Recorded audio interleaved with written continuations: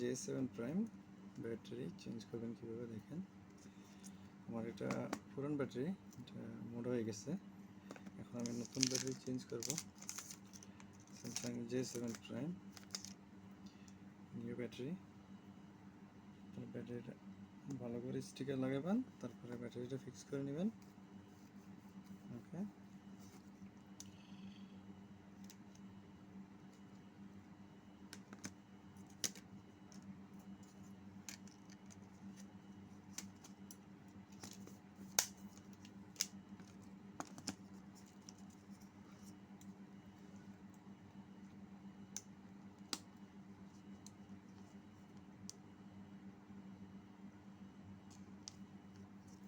Samsung J7 prime এভাবে battery change করতে পারবেন।